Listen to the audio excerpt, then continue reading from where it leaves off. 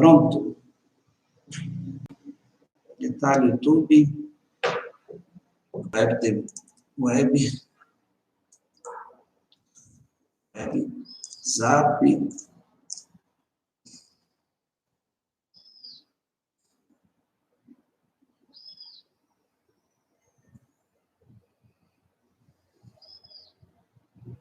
Olá.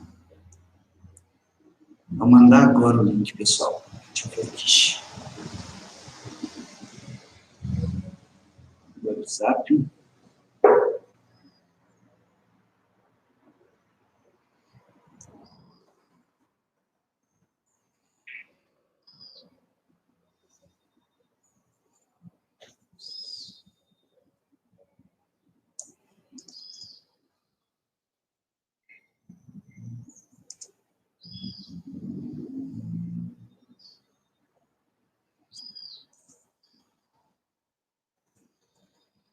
Eu compartilhei lá, pessoal, com um Quito.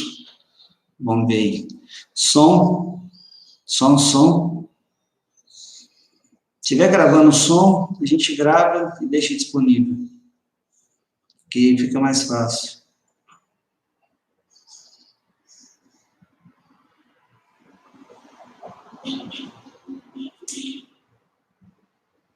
Som. Deu o som, hein? Tá ok, Léo? Som tá ok? Tudo ok? Ok, então, obrigado. Esperar mais 2 minutinhos, contratempo de alguém entrar, apesar de alguns minutos atrasados. Tá ok. Deu certinho, Léo? O som deu certo? Deu tudo certo aí? Tá dando para ouvir bem? Ok. Era o notebook, então. Valeu. Só esperar o pessoal entrar. Fala com o Kito que eu compartilhei o link para ele compartilhar lá.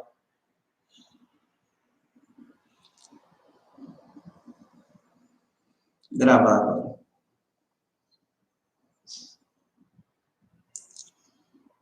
Ok, então. Ele está aqui comigo aqui. Então, vamos começar. Bom.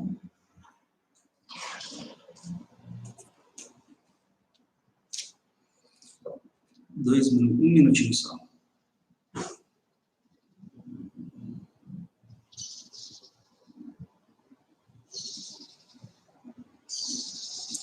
Ótimo. Beleza, eu vou aguardar. Guarda mais um minutinho. Enquanto isso, vão louvando, né? Vivendo e aprendendo com a tecnologia.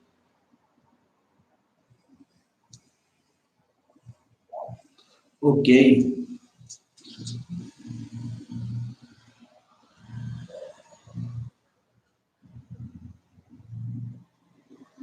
Ok. Um abraço, então, aí para todo mundo. Bom, esperar um pouco. Um minuto. Para fazer isso, você precisa desbloquear o smartphone.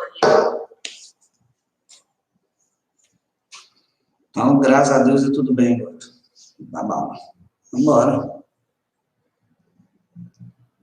É o que eu tenho para hoje. Bom, galera. Mais um segundo.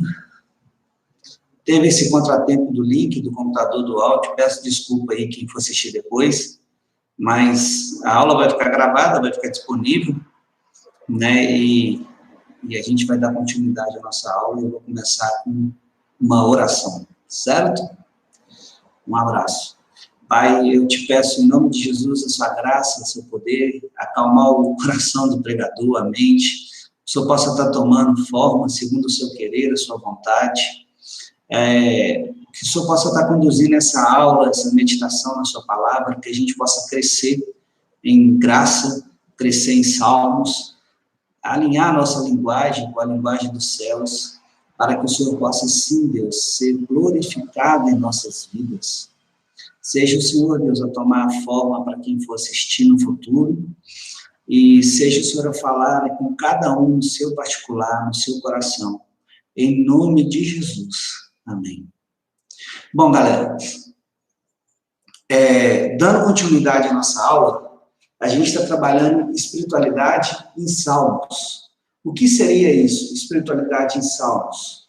Espiritualidade em Salmos é a nossa forma de conduta e a nossa forma de conviver. A nossa forma de viver e conviver no nosso dia a dia. Ou seja, esse conceito é o que é o sentido para a nossa vida. E muitas das vezes a gente olha e vai olhar para o livro de Salmos com um olhar errôneo, ou às vezes a gente lê Salmos de uma forma indevida, de uma forma incorreta.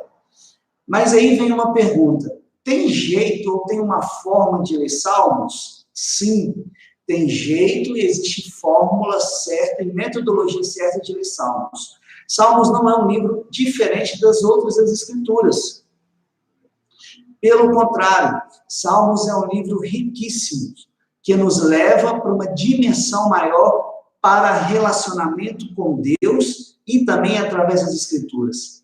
E é muito rico a gente ler Salmos e conviver Salmos no dia a dia dentro do seu contexto. Para isso, eu vou fazer um pequeno esboço de Salmos. Eu vou ler um pequeno esboço de Salmos, alguma pequena anotação que eu tirei para a gente entender melhor e mergulhar nesse livro. Por exemplo, Salmos são citados no Novo Testamento por cerca de 88 vezes.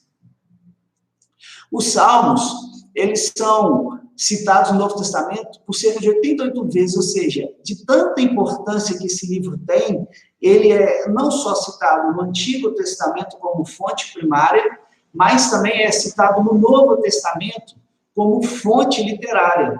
E aí a gente tem que fazer essa distinção. Olha que interessante, o livro de Salmos está dividido em 5 sessões principais, ou seja, o esboço de Salmos o livro vai de Salmos 1 a 41, o livro vai de Salmos 2, que é de 42 ao 72, o livro 3 é de Salmos 73 a 89, e o livro 4 é do Salmo 90 ao 106, e o livro 5 é do 107 ao 150. Essas sessões que o livro é dividido, essas 5 sessões que o livro é dividido, cada uma tem uma fórmula didática e uma metodologia, tanto para a cultura judaica, quanto para a cultura judaica cristã. O que ocorre com o livro de Salmos e a nossa espiritualidade? Por que muitas das vezes a gente se afasta desse livro que é riquíssimo? Por que a gente não buscar entender as suas características? Quando a gente compreender as características de Salmos, do livro de Salmos, a nossa ideia nas Escrituras, no relacionamento com Deus, é ampliar essa dimensão. A gente amplia essa dimensão. Por quê? Porque o livro vai te levar para isso. Olha que interessante as anotações que eu tinha feito. O livro de Salmos possui pelo menos 9 características principais que destinados a ele. Ou seja, é o maior livro da Bíblia, e não apenas isso, tem o maior capítulo, que é o Salmo 119, e menos ainda, o menor capítulo, que é o Salmo 117. Além disso, há nele versículos principais da Bíblia Sagrada em Salmos, ou seja, em todos o contexto da Bíblia, não se fecha no sentido do Salmos de 1 a 150. Em Romanos, como eu já disse, em Cantares, em Efésios, no Antigo Testamento, todo o sentido de louvor e expressão humana é um livro de Salmos. O livro de Cânticos Devocionais dos Hebreus, além disso, é o livro mais lido e querido do Antigo Testamento. É outra característica 2 do livro de Salmos. A característica 3, a expressão aleluia aparece 28 vezes, sendo 24 nelas só no livro de Salmos. É um livro único da Bíblia Sagrada que nos se refere ao relacionamento entre o ser humano e Deus. As múltiplas expressões de emoções referentes a ambos é algo extraordinário. Por isso que a gente tem que ter o maior cuidado em ler Salmos e não fazer de Salmos uma literatura errada. Ler Salmos fora do seu contexto. Como assim? Tem jeito de ler Salmos fora do seu contexto? Tem. Você quer ver um exemplo? Abre aí na sua casa comigo, no Salmos 2. Eu vou tomar partido, vou começar pelo Salmos 2, para a gente entender o que é ler Salmos e a nossa espiritualidade em Salmos de acordo com o nosso contexto. Leia, se você tiver disponível a Bíblia, se não tiver, ouve, né, que eu vou tentar ler de uma maneira mais pausada. Salmos 2. Diz assim o salmista: por que se amontoam as nações e os povos tramam em vão? Os reis da terra tomam posições e os governos conspiram unidos contra o Senhor e contra o seu ungido. Façam em pedaços as suas correntes, lançando as suas algemas. Do seu trono nos céus, o Senhor põe ira e caçoa deles. Em sua ira os repreende. Em seu furor os aterroriza, dizendo: eu mesmo estabeleci o meu rei em Sião e o meu santo monte. Proclamarei o decreto do Senhor. Ele me disse: tu és meu filho, e hoje te gerei. Pede-me, e te darei as nações como herança, e os confins da terra com tudo e com a tua propriedade. Tu as quebrarás com a vara de ferro, e as dispersarás com o vaso de barro. Por isso, o rei, sejais prudentes, aceita a advertência e a autoridade da terra. Adora o Senhor com temor, exultai com tremor. Beije os filhos, para que ele não se ire, e você não seja destruído de repente, pois no instante acenda a sua ira. Como são felizes todos neles que se refugiam. Parece simples, e a gente vê, e eu já vi muitas pregações, e a gente que é cristão é só se lembrar, quantas pregações a gente já pegou nesse versículo aqui. Pede-me, e eu te darei as nações como herança. A gente muitas das vezes pega esse versículo isolado de Salmos, tirando no seu contexto. Ou seja, a gente deturpa a mensagem que o salmista quer passar e para a nossa reflexão. Esse Salmo 2 é um exemplo que eu tirei para a gente meditar, e eu vou trabalhar outros salmos para a gente compreender melhor. Esse Salmo 2, ele não está falando de ter herança, de Deus te abençoar, de Deus ser poderoso para mudar a sua história. Não está dizendo isso como a gente pega esse versículo isolado. Este salmo, pede-me, e eu te darei as nações como herança, é um salmo messiânico. E é isso que é interessante da gente compreender salmos. Salmos é poesia, ou cantada, muitas das vezes a maioria é cantada, ou é lamento, ou é choro, mas é uma poesia. E não é para se fazer doutrina no livro de Salmos. E muitas das vezes a gente faz doutrina no livro de Salmos por não saber ler Salmos. E não saber alinhar essa linguagem de Salmos à nossa vida, à nossa espiritualidade e o nosso estilo de vida de oração. Porque à medida que a gente alinha a linguagem de Salmos à nossa espiritualidade, a nossa vida se transforma em abundância. Por quê? Porque a gente vai compreender no contexto histórico, como qualquer outro livro das Escrituras, que devemos aplicar e o que é ser aplicado corretamente. É errado a gente ficar falando, muitas das vezes, fora do contexto. Pede-me, eu te darei as nações como herança, como se isso fosse um poder triunfalista, ou um poder de Deus, porque a promessa não é promessa, esse salmo é messiânico. Esse salmo está falando da vinda do Messias, do Todo-Poderoso. É Deus e o salmista compondo algo futuro, que ocorreu na vinda de Jesus Cristo. E quando a gente pega este e os demais salmos e tira do contexto, a gente faz como o diabo. Lá em Mateus, o que o diabo usou contra Jesus no templo? Lá no templo com Jesus. O diabo falou assim, olha, chama os anjos, que eles vão te socorrer, pula daí. O diabo usou o Salmo 91, que muitas vezes a gente lê. E Jesus falou assim, não é dessa forma, não só te convidará o homem. Jesus replicou, ou seja, Jesus não aceitou a indução do demônio, do diabo, para errar conforme usando o Salmo 91 como foi dado para ele. Né? No sentido assim, olha, os anjos, está escrito lá, dá ordem aos anjos, ele vai te proteger e tal. Não era esse contexto. E a gente, infelizmente, a gente cai muito nesse erro nos livros de Salmos, principalmente nos livros poéticos. Mas o livro de Salmos e Provérbios, a gente tem essa mania de criar doutrina e não entender como é fantástico o contexto histórico, para que é e para que foi escrito, com qual intenção. Quando a gente entra nessa dimensão que parece simples, a nossa espiritualidade aumenta. Por quê? Não só é a questão de devocional, mas é a questão da linguagem, é a questão de saber aplicar a nossa conduta de oração. Como eu disse no vídeo passado, não existe em nada na Bíblia, nada, nenhum versículo que a Bíblia manda você orar dessa forma. Eu determino, eu exijo, eu quero, eu tomo posse. Não existe isso nas Escrituras. E por isso que a gente tem que aprender e meditar e ter essa paixão pelo livro de Salmos, porque em Salmos a gente realmente vai orar de uma forma significada nova, um significado novo, que vai transcender o nosso humano. E aí as nossas orações, as nossas linguagens, vai se achegar ao trono de Deus da forma que tem que ser chegado, da forma que tem que ser recebido, ou da forma que a gente deveria aprender.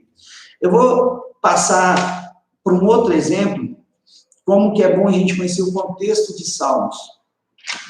Eu vou abrir no Salmo 120, 121. É um salmo bom.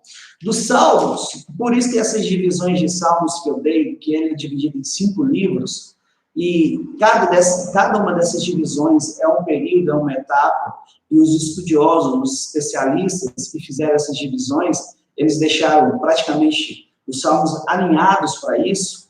Eu vou abrir aqui no Salmo 121, para a gente ter essa noção. Do 121, praticamente até o 141, do 121, praticamente até o 141, é muitas das vezes conhecido como o salmo de roupagem, o salmo de viagem.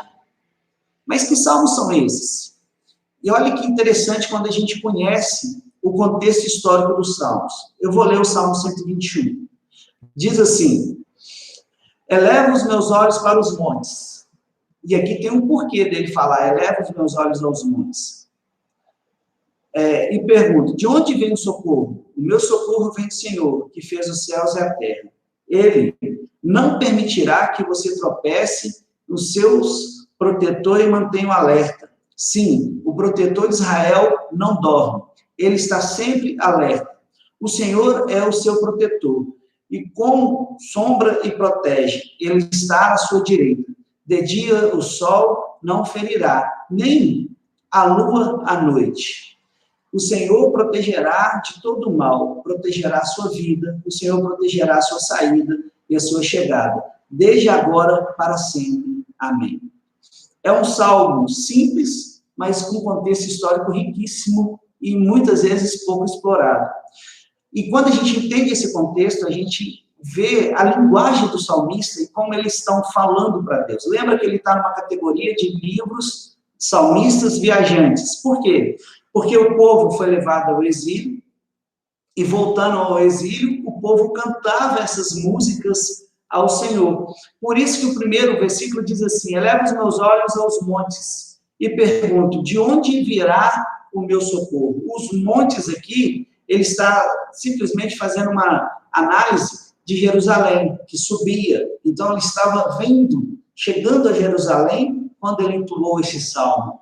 E outra coisa também, no versículo 6, diz assim, de dia o sol. Por quê? Porque ele estava no deserto, o sol era pesado, e ele com essa certeza de dizer, Deus, o Senhor não deixou eu fadigar, porque o Senhor me protegeu do sol. E de noite a lua, porque nessa crença antiga, e por isso que vem a expressão lunático, eles acreditavam que a lua fazia mal a eles. E por isso que em Salmos está ali, nem de dia do sol, nem de noite a lua. E é riquíssimo. Por quê? Porque a gente começa a entender este salmo no seu contexto. E a gente aplicando nesse contexto, a gente começa a transmitir essas verdades para a nossa espiritualidade, para aquilo que a gente quer para a nossa vida. Que tipo de espiritualidade? Quantas vezes a gente está voltando no deserto, ou quantas vezes a gente perde a confiança em Deus? E hora nenhuma você vai ver algum salmista ou nas escrituras dizer, Deus faz, acontece, tem que ser. Não, não é assim que se remete a Deus. O salmista, com muita humildade, e com muita exclamação, ele pergunta, olha, eu elevo, eu sei de onde vem o meu socorro, eu confio em Deus. Por quê? Porque ele não está só proclamando o livramento de Deus, ou celebrando a chegada dele a Israel. Não, ele simplesmente está fazendo algo genuíno, que é algo mágico. O que ele está celebrando? Ele está celebrando a fidelidade do caráter de Deus. Porque ele é um salmista que conhece os atributos do Deus que ele serve. Ou seja, ele conhece o caráter do Deus que ele serve. E quando a gente vê espiritualidades em salmos, tem que levar a gente para uma dimensão maior. Tem que começar a rever conceitos de como é essa literatura para a sua vida, de como é essa poesia, e que tipo de salmos, em suas orações, você está elevando a Deus. Que tipo de oração você faz, e aí o homem examina a si mesmo, para você ser quem você é perante Deus. Salmos, ele tem esse trato conosco. Ele revela isso em nós.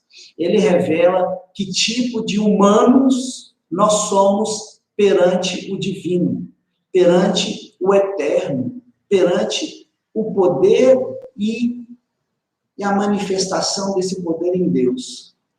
Por quê? Não é só o Salmo 121, o Salmo 2, mas muitas vezes a gente pega versículos em Salmos e esquece da riqueza, da angústia, que muitos salmistas vêm dizendo ao longo do tempo da história, e a gente começa a perder esse conceito e vai criando ideologias e filosofias próprias, vai lendo mal, bastante ruim. A gente às vezes pega literaturas e ensinamentos desde a década de 80 sobre oração, sobre estilo de oração, e aí a gente cria um mundo paralelo ao mundo das Escrituras. E Salmos, ele nos chama para ter esse arder de entender essa linguagem poética e que essa linguagem poética invada o teu coração, no seu íntimo com Deus e transforme a linguagem que você fala com Deus, a linguagem que você vai falar com o Todo-Poderoso, como você vai se comunicar a Ele, se você tem um padrão que são os salmistas, e não só os salmistas, como todas as Escrituras. Qual é o padrão que você está dando a Deus, enquanto discípulo de Jesus? Que tipo de oração você tem feito ao próximo, a você, a sua espiritualidade? Que tipo de vida você tem trago para você? Ou que tipo de espiritualidade você tem gerado a Deus? É isso que a gente tem que entender, e a gente está num plano de escola bíblica, de entender salmos e espiritualidade. A gente tem que unificar essas linguagens.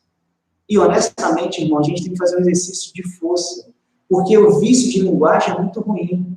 Vem bem bastante, eu não gosto de dar nome, mas é prudente a gente falar, muitas das vezes a origem da história vem de muitos pregadores que não tiveram, talvez, a intenção ruim, mas os livros estão aí, e muitas pessoas beberam e meditaram nesses tipos de livro e pegaram aquilo ali como estilo de vida e oração a Deus. E muitos desprezam o que é os Salmos. Os Salmos, que é o nosso princípio de oração a Deus, sabe? É o que medita, é aquilo que traz esperança. Gente, não tem coisa mais linda você pegar o Salmo 51 para a gente entender esse processo de contexto histórico, estudar o contexto histórico, porque muitas das vezes a gente vai se encaixar nele. Vamos lá no Salmo 51, que eu vou dar uma passada nele rápido, para você ver riquíssima a situação do Salmo 51 no seu contexto histórico. E esse salmo, sim, é dado por Davi, e a maioria dos salmos tem este nome, mas não é dado a Davi, é simplesmente atributos. Mas vamos no Salmo 51. Estou folheando o meu aqui, e vou abrir nele. Para finalizar, a gente já está caminhando para o final. Passa rápido. É um salmo bastante conhecido e longo, né? Mas vamos ler ele para a gente entender esse contexto histórico. Esse Salmo 51 foi feito quando Davi pecou com Betseba. E ele compôs esse hino a Deus. Davi era o rei, na época do contexto histórico ele podia fazer ou não, ele podia estar prevalecido de arrogância, ele não fez isso, o coração dele é quebrantado. E uma coisa que me chama muita atenção nesse salmo, ele não estava tão preocupado com a sua punição, ele estava preocupado em Deus retirar dele o Espírito Santo. É lógico, dentro do seu contexto, no Antigo Testamento o Espírito não era derramado como é no Novo para todos, os escolhidos, os ungidos, e Davi estava com receio daquele erro dele, Deus retirar dele o Espírito Santo.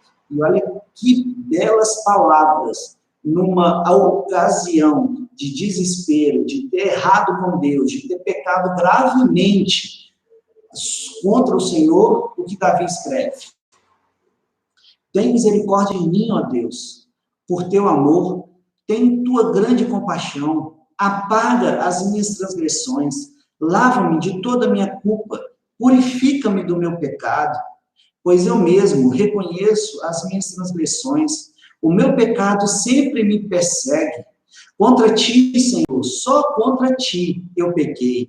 Eu fiz o que tu reprovas, de modo que justa é a tua sentença. Gente, olha a expressão de oração de Davi nisso aqui. Gente, modo é a tua sentença. Ele fala, Deus, o Senhor é justo. O que o Senhor fizer comigo, está feito. Eu não tenho que questionar. Tem razão em me condenar. Sei que sou pecador desde que nasci. Sim, desde que concedeu a minha mãe. Sei que desejas a verdade no íntimo do coração. Me ensina a sabedoria. Purifica-me como isopo e ficarei puro. Lava-me, mais branco do que neve serei. Faça-me ouvir novos júbilos de alegria. Os ossos que esmagastes, exaltaram. Esconde o rosto dos meus pecados e apaga todas as minhas iniquidades. Cria em mim um coração puro, ó Deus, e renova dentro de mim um espírito inabalável. Não me expulses da tua presença, nem tira de mim o teu Santo Espírito. A preocupação de Davi. E olha como é importante a gente contextualizar salmos para a nossa espiritualidade. A preocupação de Davi, devolva-me a alegria da tua salvação, sustenta-me com o espírito pronto a obedecer, então ensinarei os teus caminhos aos transgressores, porque só quem é perdoado e passa pelo poder da graça tem capacidade de ensinar outro que Deus é amor. Livra-me da culpa dos crimes do sangue, ó Deus da minha alma, da minha salvação. A minha língua aclamará a tua justiça. A minha língua, ela aclamará a tua justiça. O Senhor dá a palavra aos meus lábios, coloca palavras nos meus lábios. A minha boca anunciarei o teu louvor. Não te deleitais em sacrifícios, nem te agradas em holocaustos, senão eu traria. Ou seja, o que fosse esforço humano, meu Deus, eu faço. Mas o Senhor não se agrada disso. Os sacrifícios que agradam a Deus são um espírito quebrantado e um coração quebrantado e contrito. Ó Deus, não desprezará. Por tua boa vontade, fazei Sião prosperar. Ergue os muros de Jerusalém. Então te agradas do sacrifício sincero, das ofertas queimadas, dos holocaustos e os novilhos serão oferecidos sobre o teu altar. Voltando à nossa aula inicial, Salmos é isso. Espiritualidade de Salmos é isso. É você confrontar o Deus Todo-Poderoso numa linguagem de amor e humildade. Davi, nesse contexto, no seu pecado, ele poderia ter se escondido, ele era rei, nada poderia ter acontecido com ele. Mas as preocupações que ele nos deixa ali em Salmos para meditar, muitas das vezes está longe dos nossos corações, nas nossas orações diárias. Quantas vezes, e aqui eu quero terminar com essa frase, você está preocupado em não apagar o Espírito Santo no seu coração e não se afastar da presença do Deus eterno? Então, irmãos, Salmos é isso. Salmos é uma palavra contemporânea que nos confronta com aquilo que a gente aprendeu na igreja moderna, aonde muitos oram, eu determino, eu exijo, eu quero, eu posso, e Deus não nos dá essa liberdade. Você não pode, nas Escrituras, você não tem essa liberdade de orar com essa arrogância perante Deus. E olha que esse Salmo 51 foi de um rei que poderia ser arrogante, e não foi. E sacrifícios verdadeiros para Deus é um espírito quebrantado e contrito, ou seja, uma pessoa fácil de flexibilidade e de humildade. Porque o arrogante, o eterno despreza. E Salmos é isso. Eu espero que nessa aula, desculpa o contratempo, que Deus abençoe, que você possa estar meditando nisso aí, e que possa estar acrescentando no seu dia a dia. Comece a ler Salmos, para ser uma linguagem só na sua vida. Comece a fazer essas orações dentro dessa linguagem de Salmos. Lembrando, Salmos é como qualquer outro livro das Escrituras. Precisa entender o seu contexto histórico e o seu contexto literário, para você compreender e entender como Deus age e como Deus se revela no seu caráter. Um abraço a todos. Deus abençoa e salmodiam a Deus, cantando com alegria, dia após dia, que Deus possa te abençoar e te transformar. Amém? Deus abençoa. Até mais.